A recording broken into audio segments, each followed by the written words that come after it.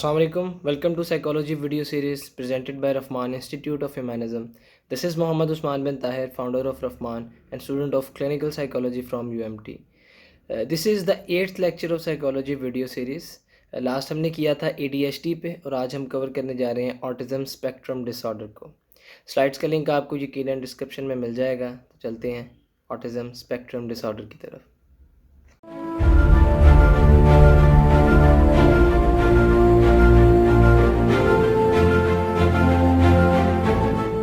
Autism spectrum disorder very important topic हर लिहाज से बड़ी ही अहमियत का हामिल है ये। अगेन ये न्यूरो डेवलपमेंटल डिसऑर्डर्स के अंडर आता है DSM-5 में। हम DSM-5 को साथ बड़ा ही डीपली इसमें कंसल्ट करेंगे क्योंकि ये डिसऑर्डर ये टॉपिक ऐसा है। इसको ज़रा समझने की कोशिश करते हैं डिवाइड करके। ऑटिज़म ऑटो का मतलब होता है सेल्फ, स्पेक्ट्रम का मतलब होता है having different symptoms, range of symptoms different types के। तो एक सेल्फ में अगर पाए जाएँ तो उसको कह रहे हैं ऑटिज़म स्पेक्ट्रम, ठीक है। और जो बच्चे होते हैं इसमें नॉर्मल लोगों की तरह, नॉर्मल बच्चों की तरह, नॉर्मल इंडिविजुअल्स की तरह डेवलप नहीं होते, ठीक है। डिसफंक्शनिंग होती है किसमें? 3 मेन एरियाज़ आपने याद रखने हैं। ऑटिज़म को DSM ने 3 मेन एरियाज़ में डिवाइड किया कि ये 3 मेन एरियाज़ हैं, यहाँ पे डिसफंक्शनिंग होगी जो नॉर्मल लोग हैं उनसे हट के। Number 1 is communication and language, number 2 is social interaction, number 3 is behavioural issues, ठीक है। कम्युनिकेशन लैंग्वेज में प्रॉब्लम है, इनके सोशल इंटरेक्शन में प्रॉब्लम है, बिहेवियर में प्रॉब्लम अल्टीमेटली फिर आनी है। ये आप जब बच्चा 6 माह का होता है तो वहाँ से ही आप इसको आइडेंटिफाई कर सकते हैं, डायग्नोस कर सकते हैं। रिसर्च ये कहती है कि ये बॉयज़ में ज़्यादा पाया जाता है। मैं आपको एक 6 माह के बच्चे की एग्जांपल देता हूँ। एक एग्जांपल से शुरू करते हैं। जैसे फॉर एग्जांपल एक 6 माह का बच्चा है, वो इन 3 मेन एरियाज़ में किस तरह से बात करता है। कम्युनिकेशन लैंग्वेज क्या होगी उसकी, सोशल इंटरेक्शन क्या होगा, बिहेवियर क्या होगा। आपकी तरफ देखेगा, आई कांटेक्ट होगा, बच्चे स्माइल करते हैं, मुस्कुराते हैं ना बच्चे देख के, ठीक है। उसके अलावा बच्चे क्या करते हैं, बाज़ दफ़ा आप हाथ आगे करते हैं तो आपकी फिंगर पकड़ लेते हैं, ठीक है। कूइंग करते हैं, बबलिंग करते हैं। ये क्या आपके साथ इंटरेक्ट कर रहे होते हैं, वर्बली भी नॉन वर्बली भी, हाथ हिलाते हैं, पाँव हिलाते हैं। लेकिन जो ऑटिज़म वाले बच्चे होंगे वो ना आपको देख के स्माइल करेंगे, ना आपसे कोई आई कांटेक्ट करेंगे, ना बबलिंग करेंगे, ना कूइंग करेंगे, कुछ भी नहीं। तो वो बिल्कुल जैसे कोई नम होता है।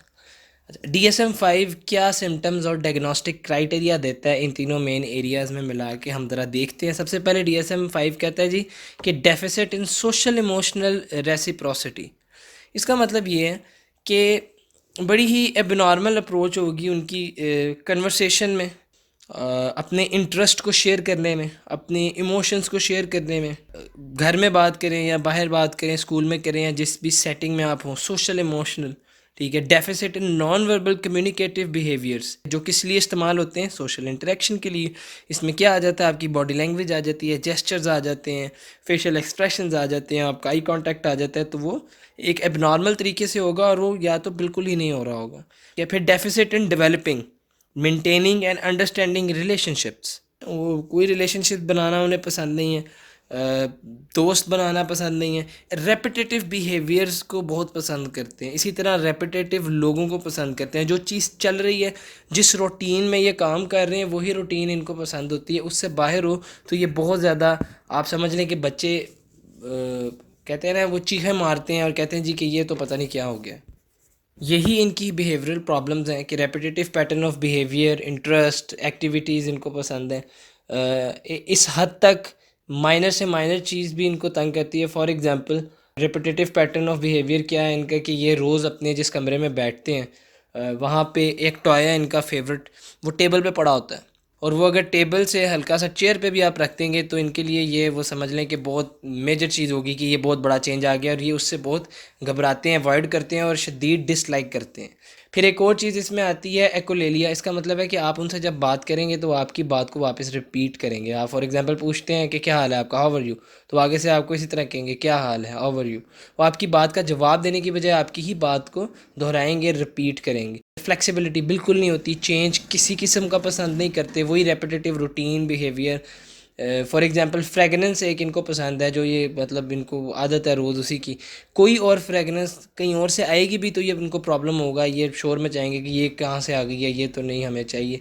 तो जो पैटर्न जिस पे ये चल रहे होते हैं, चाहे वो इनका थिंकिंग पैटर्न हो, चाहे वो कोई चीज़ हो, कमरा हो, खुशबू हो, खाना हो, ये कपड़े हों, ये उसी में रहना पसंद करते हैं। हाईली रिस्ट्रिक्टेड होते हैं ये, दोस्त बनाने में भी, बाकी जगहों में भी, लोगों में भी। और बाज़ दफ़ा देखा गया कि ऑटिज़म के बच्चे सेल्फ़ हार्म भी करते हैं, अपने आप को नुकसान पहुंचाते हैं, क्योंकि पेन की इंटेंसिटी इनकी कम होती है। सिम्टम्स में be presented in early developmental period, बिल्कुल जी, ये तो इसमें कोई दूसरी राय नहीं है। एक और बात यहाँ पे बड़ी इंपॉर्टेंट जो आपने नोट करनी है कि हम इनको इंटेलेक्चुअली डिसेबल नहीं कह सकते। बहुत सारी ऐसी चीज़ें इसको देख के लगता है, कंफ्यूज कर देते हैं, हमें लगता है कि यार अच्छा शायद ये इंटेलेक्चुअल डिसेबिलिटी है, क्योंकि ये भी न्यूरो डेवलपमेंटल डिसऑर्डर के अंदर आता है वो भी।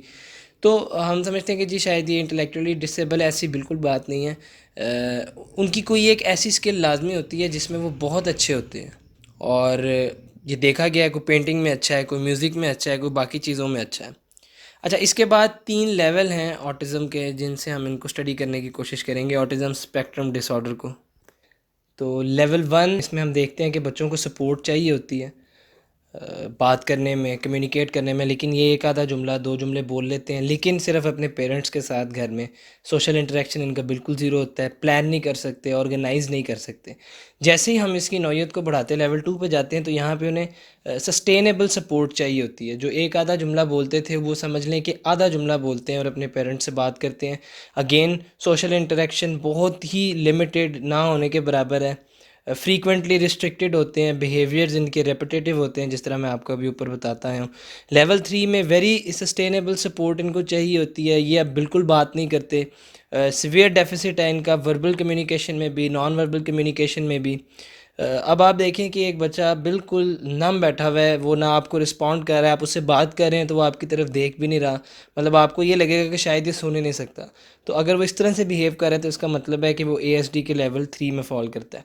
अगेन, रिस्क फैक्टर्स की बात करें, कॉजेज़ की बात करें, तो भी आज के दिन तक ऑटिज़म के कोई एग्जैक्ट रिस्क फैक्टर्स नहीं आ सके, लेकिन यही है कि प्री नेटल डेवलपमेंट में अगर कोई इन्फेक्शन हो जाए, ड्यूरिंग बर्थ कोई इन्फेक्शन हो जाए, या जो मदर जिसने प्री नेटल डेवलपमेंट स्टेज में उसकी एज 40 ईयर्स हो या 40 ईयर्स से ज़्यादा हो, तो देखा गया जेनेटिकली प्रॉब्लम आ सकती है कि फैमिली में कोई आपके किसी को न्यूरो डेवलपमेंटल डिसऑर्डर तो नहीं चल रहा, कोई पर्सनैलिटी डिसऑर्डर तो नहीं है, ऑटिज़म तो नहीं है।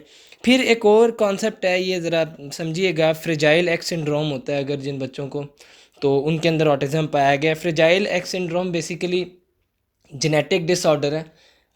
Fragile X syndrome is caused by changes in a gene, जिसको एक FMR1 प्रोटीन होता है जो बनाते हैं आपके ब्रेन डेवलपमेंट के लिए, उसकी कमी हो जाए तो फ्रेजाइल एक्स सिंड्रोम की एबनॉर्मेलिटी होती है, उसकी वजह से होता है। या फिर कोई टॉक्सिक इन्वायरमेंट आपको मिला हो, बच्चे को मिला हो, या फिर प्री नेटल डेवलपमेंट में मेटरनल स्ट्रेस हुआ हो।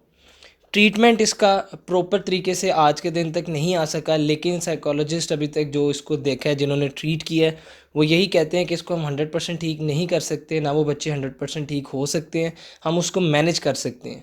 इसमें 3 मेन चीज़ें बताई हैं, 3 नहीं बल्कि 2 ही। एक एजुकेशनल प्लान है, और दूसरी आपकी सारी साइकोथेराप्यूटिक ट्रीटमेंट्स ही हैं। लेकिन जो तरजीह दी जाती है वो साइकोथेराप्यूटिक को दी जाती है, जिसके अंदर थेरेपीज़ हैं, साइको एजुकेट किया जाता है। CBT बहुत इंपॉर्टेंट है, वो देते हैं क्योंकि आपके जो कॉग्निशन है उसको रीशेप करते हैं, कॉग्निटिव बिहेवियरल थेरी है। फैमिली थेरेपीज़ हैं, पेरेंट मैनेजमेंट है, पेरेंटिंग स्टाइल बड़ा मैटर करता है, और फिर बड़े लंबे तवील सेशंस इनके साथ चलते हैं बनिस्बत बाकी जो इंटेलेक्चुअल डिसेबिलिटी और दूसरे न्यूरो डेवलपमेंटल डिसऑर्डर्स के बच्चे हैं। उसके अलावा एक बड़ा अच्छा और बेहतरीन किस्म का एजुकेशनल प्लान होना चाहिए ऐसे बच्चों के लिए, और पाकिस्तान में भी, ओवरऑल दुनिया में ऑटिज़म के बच्चों को स्पेशल एजुकेशन मिल भी रही है। So this was somehow autism बड़ा इंपॉर्टेंट